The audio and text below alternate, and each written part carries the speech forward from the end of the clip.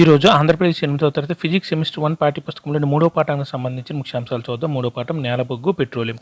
ఇందులో 62 నుంచి 77వ పేజీ వరకు గాలి, నీరు, నేల, ఖనిజాలు ఇవన్నీ ప్రకృతి నుండి లభించాయి కాబట్టి వీటిని ఏమంటారు? సహజ వనరులు. గాలి, నీరు, నేల, ఖనిజాలు ఇవన్నీ ప్రకృతి నుండి లభించాయి కాబట్టి వీటిని ఏమంటారంటే సహజ వనరులు. ప్రకృతిలో వివిధ వనరుల లభ్యత దృష్ట్యా సహజ వనరులను స్థూలంగా ఎన్ని రకాలు వర్గీకరించవచ్చు అంటే 2 రకాలు. అవి తరగని సహజ వనరులు, తరిగిపోయే సహజ వనరులు. ప్రకృతిలో వివిధ వనరుల లభ్యత దృష్ట్యా సహజ వనరులను స్థూలంగా ఎన్ని రకాలు వర్గీకరించవచ్చు అంటే 2. అవి తరగని సహజ వనరులు, రెండోది తరిగిపోయే సహజ వనరులు. ఏ వనరులు ప్రకృతిలో అపరిమితమైన పరిమాణంలో ఉంటాయి, మానవ కార్యకలాపాల వల్ల తరిగిపోవు? తరగని సహజ వనరులు. ఉదాహరణ సూర్యరశ్మి, గాలి. ఏ వనరులు ప్రకృతిలో అపరిమిత పరిమాణంలో ఉంటాయి, మానవ కార్యకలాపాల వల్ల తరిగిపోవు? తరగని సహజ వనరులు. ఉదాహరణ సూర్యరశ్మి, గాలి తరగని సహజ వనరులకి ఉదాహరణలు. ప్రకృతిలో ఏ వనరుల పరిమాణం పరిమితంగా ఉంటాయి, అవి మానవ కార్యకలాపాల ద్వారా తరిగిపోవచ్చు, తరిగిపోయే సహజ వనరులు అంటారు. అటువంటి వాటికి ఉదాహరణలు అడవులు, వన్యప్రాణులు, ఖనిజాలు, నేలబొగ్గు, పెట్రోలియం, సహజవాయువు మొదలైనవి. ప్రకృతిలో ఏ వనరుల పరిమాణం పరిమితంగా ఉంటాయి, అవి మానవ కార్యకలాపాల ద్వారా తరిగిపోవచ్చు, తరిగిపోయే సహజ వనరులు. ఉదాహరణకు అడవులు, వన్యప్రాణులు, ఖనిజాలు, నేలబొగ్గు, పెట్రోలియం, సహజవాయువు మొదలైనవి. మన బొగ్గు, పెట్రోలియం, సహజవాయువు వంటి కొన్ని తరిగిపోయే సహజ వనరుల గురించి తెలుసుకుందాం. ఇవి జీవుల మృత అవశేషాల అంటే శిలాజాల నుండి తయారయ్యాయి కాబట్టి వీటిని ఏమంటారంటే శిలాజ ఇంధనాలు అంటారు. మనము బొగ్గు, పెట్రోలియం, సహజవాయువు వంటి కొన్ని తరిగిపోయే సహజ వనరుల గురించి తెలుసుకుందాం. ఇవి జీవుల మృత అవశేషాలు అంటే శిలాజాల నుండి తయారయ్యాయి కాబట్టి వీటిని ఏమంటారంటే శిలాజ ఇంధనాలు అంటారు. వీటిని బొగ్గు, పెట్రోలియం, సహజవాయువు ఇటువంటి వాటిని ఏమంటారంటే మనం శిలాజ ఇంధనాలు అంటాం. ఫస్ట్ది నేలబొగ్గు. ఇది రాయిలా గట్టిగా నలుపు రంగులో ఉంటుంది. ఏది రాయిలా గట్టిగా నలుపు రంగులో ఉంటుందంటే నేలబొగ్గు. ఆహారాన్ని వండడానికి ఉపయోగించే ఇంధనాల్లో ఒకటి నేలబొగ్గు.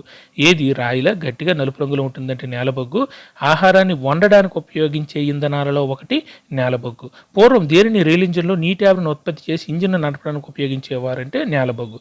పూర్వం దేనిని రైలు ఇంజిన్లో నీటి ఆవిరిని ఉత్పత్తి చేసి ఇంజిన్ నడపడానికి ఉపయోగించేవారంటే నేలబొగ్గు. దేనిని థర్మల్ పవర్ ప్లాంట్లో విద్యుత్తును ఉత్పత్తి చేయడానికి ఉపయోగిస్తారంటే నేలబొగ్గు. దేనిని థర్మల్ పవర్ ప్లాంట్లో విద్యుత్తును ఉత్పత్తి చేయడానికి ఉపయోగిస్తారంటే నేలబొగ్గు. ఇప్పుడు నేలబొగ్గు కథ చూద్దాం. సుమారు ఎన్ని సంవత్సరాల క్రితం భూమి లోతట్టు చిత్తడి ప్రాంతాల్లో దట్టమైన అడవులను కలిగి ఉండేదంటే 300 మిలియన్ల సంవత్సరాల క్రితం. సుమారు ఎన్ని సంవత్సరాల క్రితం భూమి లోతట్టు చిత్తడి ప్రాంతాల్లో దట్టమైన అడవులను కలిగి ఉండేదంటే 300 మిలియన్ల సంవత్సరాల క్రితం. వరదల వంటి కొన్ని ప్రకృతి వైపరీత్యాల దృష్ట్యా ఈ అడవులు భూమిలోనికి కూరుకుపోయి కాలక్రమేణా వీటిపై మరింత మట్టి చేరడం వల్ల అవి ఒత్తిడికి గురయ్యాయి. అవి మరింత లోతుకు పోయే కొద్దీ ఉష్ణోగ్రత కూడా పెరుగుతుంది. ఈ అధిక పీడనం, అధిక ఉష్ణోగ్రతల ప్రభావం వలన చనిపోయిన మొక్కలు నెమ్మదిగా ఎలా మారిందంటే నేలబొగ్గుగా మారాయి. ఈ చనిపోయిన మొక్కలు ఎలా మారుతాయంటే నేలబొగ్గుగా మారాయి. వరదల వంటి కొన్ని ప్రకృతి వైపరీత్యాల దృష్ట్యా అడవులు భూమిలోనికి కూరుకుపోయాయి. అంటే భూమి మీద ఉండే అడవులు భూమిలోకి కూరుకుపోయాయి. కాలక్రమేణా వీటిపై మరింత మట్టి చేరడం వల్ల అవి ఒత్తిడికి గురయ్యాయి. అడవులు మరింత లోతుకు పోయే కొద్ది ఉష్ణోగ్రత కూడా పెరుగుతుంది. ఈ అధిక పీడనం, అధిక ఉష్ణోగ్రత ప్రభావం వలన చనిపోయిన మొక్కలు నెమ్మదిగా ఎలా మారాయి అంటే నేలబొగ్గుగా, ఈ చెట్లు అనేవి నేలబొగ్గుగా మారిపోయి అధిక ఉష్ణోగ్రత, అధిక పీడనాల వలన భూమి లోపల. నేలబొగ్గులో ప్రధానంగా కార్బనం ఉన్నందున వృక్ష సంపద నెమ్మదిగా నేలబొగ్గుగా మారే ప్రక్రియను ఏమని అంటారంటే కార్బోనైజేషన్. నేలబొగ్గులో ప్రధానంగా కార్బనం ఉన్నందున వృక్ష సంపద నెమ్మదిగా నేలబొగ్గుగా మారే ప్రక్రియను ఏమని అంటారంటే కార్బోనైజేషన్. ఇది జీవ పదార్థం అవశేషాల నుండి ఏర్పడినందున నేలబొగ్గును ఏమని కూడా పిలుస్తారంటే శిలాజ ఇంధనం అని కూడా పిలుస్తారు. ఇది జీవ పదార్థం అవశేషాల నుండి ఏర్పడినందున నేలబొగ్గును ఏమని కూడా పిలుస్తారంటే శిలాజ ఇంధనం అని కూడా పిలుస్తారు. గాలిలో వేడి చేసినప్పుడు నేలబొగ్గు మండి ప్రధానంగా ఏ వాయువును ఉత్పత్తి చేస్తుందంటే కార్బన్ డైఆక్సైడ్. గాలిలో వేడి చేసినప్పుడు నేలబొగ్గు మండి ప్రధానంగా ఏ వాయువును ఉత్పత్తి చేస్తుందంటే కార్బన్ డైఆక్సైడ్ను ఉత్పత్తి చేస్తుంది. గాలిలో వేడి చేసినప్పుడు నేలబొగ్గు మండి ప్రధానంగా ఏ వాయువును ఉత్పత్తి చేస్తుందంటే కార్బన్ డైఆక్సైడ్ వాయువును ఉత్పత్తి చేస్తుంది. నేలబొగ్గును పారిశ్రామికంగా శుద్ధి చేయడం ద్వారా ఏ పదార్థాలను తయారు చేస్తారంటే కోకు, కోల్తారు, కోల్ గ్యాస్. నేలబొగ్గును పారిశ్రామికంగా శుద్ధి చేయడం ద్వారా ఏ పదార్థాలను తయారు చేస్తారంటే కోకు, కోల్తారు, కోల్ గ్యాస్. కోక్ గురించి చూద్దాం. ఏది ఒక దృఢమైన నల్లని సచ్ఛిద్ర పదార్థం? కోకు. ఏది ఒక దృఢమైన నల్లని సచ్ఛిద్ర పదార్థం అంటే కోకు.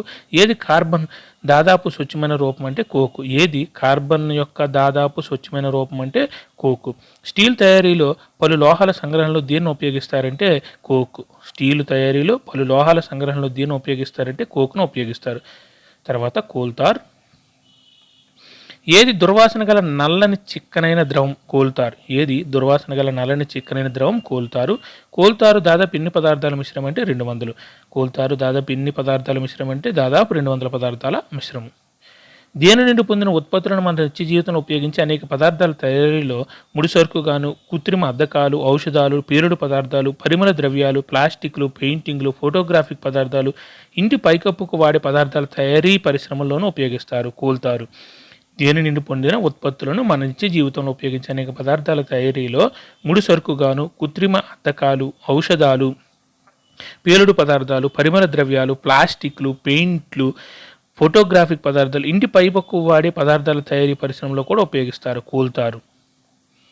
మాతులు ఇతర కీటకాలను తరిమేయడానికి ఉపయోగించే నాఫ్తలిన్ ఉండలు కూడా దేని నుండి తయారవడం ఆసక్తిని కలిగిస్తుందని కోల్తారు. మాతులు ఇతర కీటకాలను తరిమేయడానికి ఉపయోగించే నాఫ్తలిన్ ఉండలు కూడా దేని నుండి తయారవడం ఆసక్తిని కలిగిస్తుందంటే కోల్తారు నుండి. ఈ రోజుల్లో రోడ్లు వేయడానికి కోల్తారు స్థానంలో ఏమి అనే పెట్రోలియం ఉత్పత్తిని ఉపయోగిస్తున్నారంటే బిటూమెన్ అనే పెట్రోలియం ఉత్పత్తిని. ఈ రోజుల్లో రోడ్లు వేయడానికి కోల్తారు స్థానంలో ఏమనే పెట్రోలియం ఉత్పత్తిని ఉపయోగిస్తున్నారంటే బిటూమెన్ అనే పెట్రోలియం ఉత్పత్తిని. తర్వాత కోల్ గ్యాస్. నేల బొగ్గు నుండి కోక్ను పొందడానికి జరిపే సంగ్రహణ ప్రక్రియలు ఏం ఉత్పత్తి ఉందంటే కోల్ గ్యాస్ ఉత్పత్తి అవుతుంది. నేల బొగ్గు నుండి కోక్ను పొందడానికి జరిపే సంగ్రహణ ప్రక్రియలు ఏం ఉత్పత్తి అవుతుందంటే కోల్ గ్యాస్ అనేది ఉత్పత్తి అవుతుంది. వీధి దీపాలను వెలిగించడానికి మొట్టమొదటిసారిగా ఎన్నవ సంవత్సరంలో లండన్లోను, ఎన్నవ సంవత్సరంలో న్యూయార్క్లోను కోల్ గ్యాస్ను ఉపయోగించారు? 1810వ సంవత్సరంలో లండన్లోను, 1820 సంవత్సరంలో న్యూయార్క్లోను కోల్ గ్యాస్ను ఉపయోగించారు. వీధి దీపాలను వెలిగించడానికి మొట్టమొదటిసారిగా ఎన్నో సంవత్సరంలో లండన్లోను, ఎన్నో సంవత్సరంలో న్యూయార్క్లోను కోల్ గ్యాస్ను ఉపయోగించారంటే 1810వ సంవత్సరంలో లండన్లోను, 1820 సంవత్సరంలో న్యూయార్క్లోను కోల్ గ్యాస్ను ఉపయోగించారు. ఈ రోజుల్లో దీనిని ఎక్కువగా కాంతిజనకంగా కంటే ఉష్ణజనకంగా ఉపయోగిస్తున్నారు కోల్ గ్యాస్ను. ఈ రోజుల్లో దీనిని ఎక్కువగా కాంతిజనకంగా కంటే ఉష్ణజనకంగా ఉపయోగిస్తున్నారు ఏంటంటే కోల్ గ్యాస్ను. నేలబొగ్గు శుద్ధి చేయ కేంద్రాలకు దగ్గర ఉన్న అనేక కర్మాగారాల్లో దేనిని ఇంధనంగా ఉపయోగిస్తారంటే కోల్ గ్యాస్ను. నేలబొగ్గు శుద్ధి చేయు కేంద్రాలకు దగ్గర ఉన్న అనేక కర్మాగారాల్లో దేనిని ఇంధనంగా ఉపయోగిస్తున్నారంటే కోల్ గ్యాస్ని ఇంధనంగా ఉపయోగిస్తున్నారు. తర్వాత పెట్రోలియం. ఏ సహజ వనరు నుండి పెట్రోలు, డీజిల్ లభిస్తాయంటే పెట్రోలియం. ఏ సహజ వనరు నుండి పెట్రోలు, డీజిల్ లభిస్తాయంటే పెట్రోలియం నుండి లభిస్తుంది. ఏ సహజ వనరు నుండి పెట్రోలు, డీజిల్ లభిస్తాయంటే పెట్రోలియం అనే సహజ వనరు నుండి.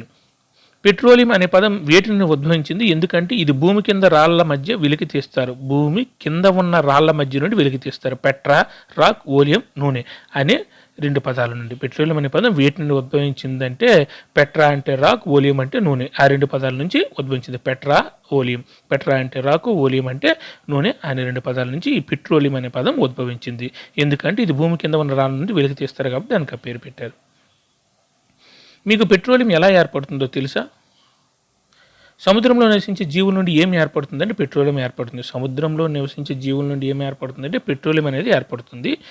ఈ జీవులు చనిపోవడంతో వాటి అవశేషాలు సముద్రం అడుగు భాగాన్ని చేరుకొని ఇసుక, మట్టి పొరలతో కప్పబడతాయి. కొన్ని మిలియన్ సంవత్సరాల పాటు గాలి లేకపోవడం, అధిక ఉష్ణోగ్రత, అధిక పీడనంలో ఉండటం చేత ఈ అవశేషాలు ఎలా రూపాంతరం చెందాయి అంటే పెట్రోలియం సహజవాయువులుగా రూపాంతరం చెందాయి. ఈ జీవులు చనిపోవడంతో వాటి అవశేషాలు సముద్రం అడుగు భాగాన్ని చేరుకొని ఇసుక, మట్టి పొరలతో కప్పబడతాయి. కొన్ని మిలియన్ సంవత్సరాల పాటు గాలి లేకపోవడం, అధిక ఉష్ణోగ్రత, అధిక పీడనంలో ఉండటం చేత ఈ అవశేషాలు ఎలా రూపాంతరం చెందాయి అంటే పెట్రోలియం సహజవాయువులుగా. ప్రపంచంలో మొట్టమొదటి చమురు బావిని ఎప్పుడు ఎక్కడ తవ్వారు? 1859లో అమెరికాలోని పెన్సిల్వేనియా. ప్రపంచంలోని మొట్టమొదటి చమురుబావిని ఎప్పుడు ఎక్కడ త్రవ్వారు అంటే 1859వ సంవత్సరంలో అమెరికాలోని పెన్సిల్వేనియాలో త్రవ్వారు. 8 ఏళ్ల తర్వాత ఎప్పుడు ఎక్కడ చమురు ఉన్నట్లు గుర్తించారంటే 1867 సంవత్సరంలో అస్సాంలోని మకుమ్నందు. 8 ఏళ్ల తర్వాత ఎప్పుడు ఎక్కడ చమురు ఉన్నట్లు గుర్తించారంటే 1867 సంవత్సరంలో అస్సాంలోని మకుమ్నందు. భారతదేశంలో ఏ ప్రాంతాల్లో చమురు లభిస్తుందంటే అస్సాం, గుజరాత్, బొంబాయి, గోదావరి, కృష్ణా నదీ పరివాహక ప్రాంతాలు. భారతదేశంలో ఏ ప్రాంతాల్లో చమురు లభిస్తుందంటే అస్సాం, గుజరాత్, బొంబాయి, గోదావరి, కృష్ణా నదీ పరివాహక ప్రాంతాల్లో చమురు అనేది లభిస్తూ ఉంది. పెట్రోలియం శుద్ధి. పెట్రోలియం ఏ రంగు కలిగి జిడ్డుగా ఉండే ద్రవం? ముదురు రంగు. పెట్రోలియం ఏ రంగు కలిగి జిడ్డుగా ఉండే పదార్థం అంటే ముదురు రంగు. ఇది దుర్వాసన కలిగి ఉంటుంది పెట్రోలియం. పెట్రోలియం ఏ అనుఘటకాల మిశ్రమం అంటే పెట్రోలియం గ్యాస్, పెట్రోల్, డీజిల్, కందిన నూనె, పారాఫిన్ మైనం మొదలైనవి. ఇది పెట్రోలియం అనేది దుర్వాసన కలిగి ఉంటుంది. పెట్రోలియం అనే అనుఘటకాల మిశ్రమం అంటే పెట్రోలియం గ్యాస్, పెట్రోల్, డీజిల్, కందిన నూనె, పారాఫిన్ మైనం మొదలైనవి చాలా ఎక్కువ ఉంటాయి. కొంచెం మాత్రం ఇక్కడ చెప్పడం జరిగింది. పెట్రోలియం వివిధ అనుఘటకాల లేదా అంశీభూతాలను వేరు చేయడం ఏమంటారంటే పెట్రోలియం శుద్ధి అంటారు. పెట్రోలియం యొక్క వివిధ అనుఘటకాల లేదా అంశీభూతాలను వేరు చేయడం ఏమంటారంటే పెట్రోలియం శుద్ధి అంటారు. పెట్రోలియం సహజభావం నుండి అనేక ఉపయోగకరమైన పదార్థాలు లభిస్తాయి. వీటిని ఏమంటారంటే పెట్రోకెమికల్స్. పెట్రోలియం సహజభావం నుండి అనేక ఉపయోగకరమైన పదార్థాలు లభిస్తాయి. వీటిని ఏమంటారంటే పెట్రోకెమికల్స్ అంటారు. పెట్రోకెమికల్స్ నుండి ఏం తయారీలో ఉపయోగిస్తారంటే డిటర్జెంట్లు, కృత్రిమ దారాలైన పాలిస్టర్, నైలాన్, ఆక్రిన్ మొదలైనవి, పాలిథిన్, ఇతర మానవ నిర్మిత ప్లాస్టిక్స్. పెట్రోకెమికల్స్ను ఏం తయారీలో ఉపయోగిస్తారంటే డిటర్జెంట్లు, కృత్రిమ దారాలైన పాలిస్టర్, నైలాన్, ఆక్రలిక్ మొదలైనవి, పాలిథిన్, ఇతర మానవ నిర్మిత ప్లాస్టిక్స్ తయారీలో కూడా ఉపయోగిస్తూ ఉంటారు ఈ పెట్రోకెమికల్స్ని. సహజవాయువు నుండి పొందిన ఏ వాయువును ఎరువుల లేదా యూరియా తయారీలో ఉపయోగిస్తారంటే హైడ్రోజన్. సహజవాయువు నుండి పొందిన ఏ వాయువును ఎరువులు, యూరియా తయారీలో ఉపయోగిస్తారంటే హైడ్రోజన్. పెట్రోలియం గొప్ప వాణిజ్య ప్రాముఖ్యత కారణంగా దీనిని ఏమని కూడా పిలుస్తారంటే నల్ల బంగారం అని పిలుస్తారు. పెట్రోలియం గొప్ప వాణిజ్య ప్రాముఖ్యత కారణంగా దీనిని ఏమని పిలుస్తారంటే నల్ల బంగారం అని పిలుస్తారు. పెట్రోలియం అంశీభూతాలు, వాటి ఉపయోగాలు.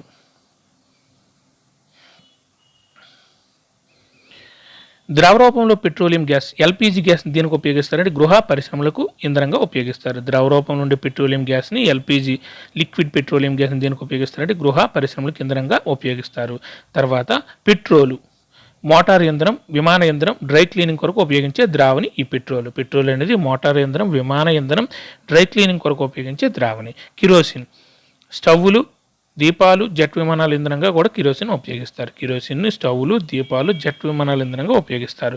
డీజిల్ భారీ మోటారు వాహనాల ఇంధనం, విద్యుత్ జనరేటర్లు కూడా ఉపయోగిస్తారు. డీజిల్ని ఎక్కడ ఉపయోగిస్తారంటే భారీ మోటారు వాహనాలకు ఇంధనంగా ఉపయోగిస్తారు. విద్యుత్ జనరేటర్లలో కూడా ఈ డీజిల్ను ఉపయోగిస్తారు. కందెనలు తలాల మధ్య ఘర్షణ తగ్గించడానికి కందెలను ఉపయోగిస్తారు. తలాల మధ్య ఘర్షణ తగ్గించడానికి కందెలను ఉపయోగిస్తారు. పారాఫిన్ మైనం లేపనాలు, కొవ్వొత్తులు, వ్యాజిలిన్ మొదలైన తయారు చేయట్లో ఈ పారాఫిన్ మైనం అనే దాన్ని ఉపయోగిస్తారు. తర్వాత బిటుమెన్ పెయింట్లు, రోడ్ల ఉపరితలాలు వేయడానికి. బిటుమెన్ ప్రస్తుతానికి పెయింట్స్, రోడ్ల ఉపరితలాలు వేయడానికి ఈ బిటుమెన్ని ఉపయోగిస్తున్నారు.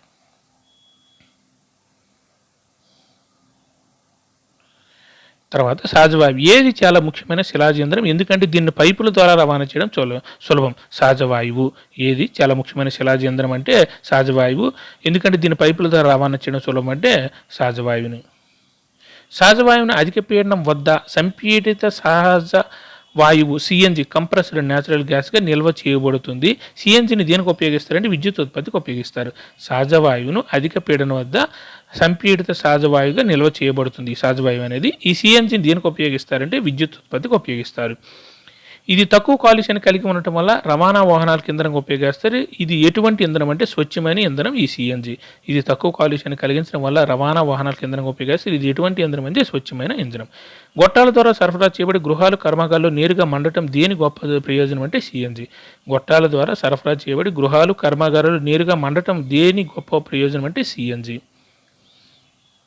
గొట్టాల ద్వారా పంపిణీ చేసే ఇటువంటి వ్యవస్థ ఎక్కడ ఉందంటే ఢిల్లీలోని కొన్ని ప్రాంతాలు, గుజరాత్లోని వడోదరలోని ఇతర ప్రదేశాల్లో కూడా ఇటువంటి వ్యవస్థ ఉంది. గొట్టాల ద్వారా పంపిణీ చేసే ఇటువంటి వ్యవస్థ ఎక్కడ ఉందంటే ఢిల్లీలోని కొన్ని ప్రాంతాలు, గుజరాత్లోని వడోదరలోని ఇతర ప్రదేశాల్లో ఇటువంటి వ్యవస్థ అనేది ఉంది. దీనిని అనేక రసాయనాలు, ఎరువుల తయారీకి ముడి పదార్థం కూడా ఉపయోగిస్తారంటే సహజవాయువును. భారతదేశం అపారమైన సహజవాయువు నిల్వను కలిగి ఉంది. మన దేశంలో ఎక్కడ సహజవాయువు కనుగొనబడిందంటే త్రిపుర, రాజస్థాన్, మహారాష్ట్ర, కృష్ణ, గోదావరి డెల్టాలలో భారతదేశం అపారమైన సహజవాయువు నిల్వను కలిగి ఉంది. మన దేశంలో ఎక్కడ సహజవాయువు కనుగొనబడిందంటే త్రిపుర, రాజస్థాన్, మహారాష్ట్ర, కృష్ణ, గోదావరి డెల్టాలలో. బొగ్గు, పెట్రోలియం ఇంధనాలను మండించడం వాయు కాలుష్యానికి ప్రధాన కారణం. వాటి వాడకం దేనితో ముడిపడి ఉందంటే గ్లోబల్ వార్మింగ్తో. బొగ్గు, పెట్రోలియం ఇంధనాలను మండించడం వాయు కాలుష్యానికి ప్రధాన కారణం. వాటి వాడకం దేనితో ముడిపడి ఉందంటే గ్లోబల్ వార్మింగ్తో ముడిపడి ఉంది. భారతదేశంలో వాహనాలు నడిపేటప్పుడు పెట్రోలు లేదా డీజిల్ ఎలా ఆదా చేసుకోవాలో పెట్రోలియం కన్వర్జేషన్ రీసెర్చ్ అసోసియేషన్ పీసీఆర్ఏ వారు ప్రజలకు సలహాలు ఇస్తారు. వారి చిట్కాలు కొంచెం చూద్దాం. వీలైనంత వరకు స్థిరమైన మితమైన వేగంతో ప్రయాణించడం, ట్రాఫిక్ లైట్ల వద్ద లేదా మీరు వేచి ఉండాల్సిన ప్రదేశంలో ఇంజిన్ ఆపివేయండి, టైరు పీడనం తగినంతగా ఉందని నిర్ధారించుకోండి, వాహనం నిర్వహణ క్రమం తప్పకుండా జరిగేటట్లు చూసుకోండి అంటున్నారు. ఏమంటే మరోసారి చూద్దాం. భారతదేశంలో వాహనాలు నడిపేటప్పుడు పెట్రోల్, డీజిల్ ఎలా ఆదా చేసుకోవాలో పెట్రోలియం కన్జర్వేషన్ రీసెర్చ్ అసోసియేషన్ పీసీఆర్ఏ వారు ప్రజలకు సలహా ఇస్తున్నారు. వారి చిట్కాలు చూద్దాం. వీలైనంత వరకు స్థిరమైన మితమైన వేగంతో ప్రయాణించండి, ట్రాఫిక్ లైట్ల వద్ద లేదా మీరు వేచి ఉండాల్సిన ప్రదేశంలో ఇంజిన్ ఆపివేయండి, టైరు పీడనం తగినంతగా ఉందని నిర్ధారించుకోండి, వాహనం నిర్వహణ క్రమం తప్పకుండా జరిగేటట్లు చూడండి అంటున్నారు. Thank you.